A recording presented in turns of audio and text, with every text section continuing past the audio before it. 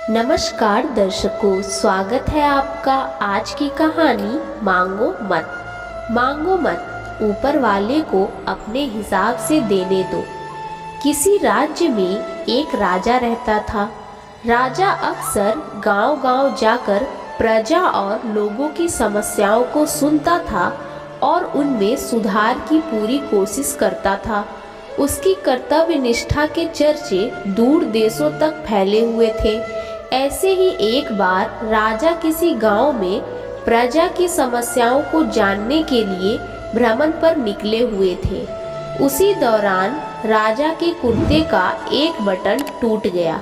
राजा ने तुरंत मंत्री को बुलाया और आदेश दिया कि जाओ, इस गांव में से ही किसी अच्छे से दर्जी को बुला लाओ जो मेरे कुर्ते का बटन लगा दे।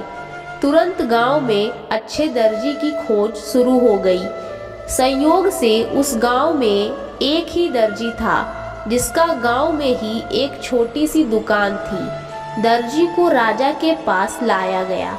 राजा ने कहा, मेरे कुर्ते का बटन सिल सकते हो? दर्जी ने कहा, जी हुजूर, ये कौन सा मुश्किल काम है। दर्जी ने तुरंत अपने थैले से धागा निकाला और राजा के कुर्ते का बटन लगा दिया।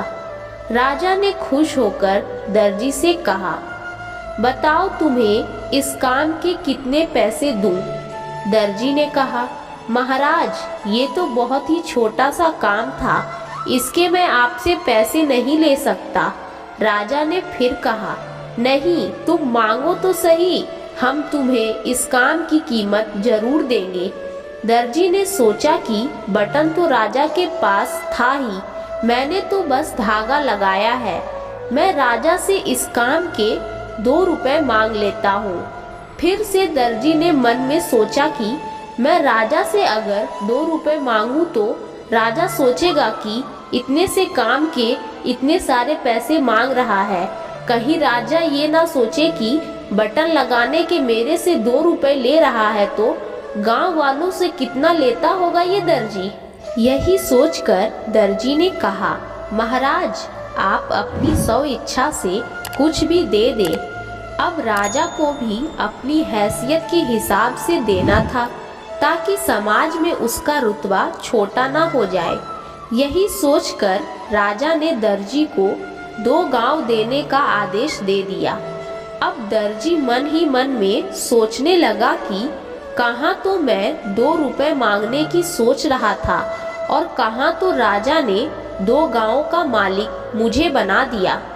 दोस्तों, हम लोग भी उस दर्जी के समान अपनी क्षमता से सोचते हैं और भगवान से कुछ न कुछ अपनी हैसियत से मांगते हैं, लेकिन क्या पता ईश्वर हमको उनकी देने की क्षमता के अनुसार कुछ अच्छा और बड़ा देना चाहता हो। गीता में भगवान श्री कृष्ण ने कहा भी है कि कर्म करो, फल की इच्छा मत करो। जब आप भगवान पर सब कुछ छोड़ देंगे तब वह अपने हिसाब से आपको दे देंगे।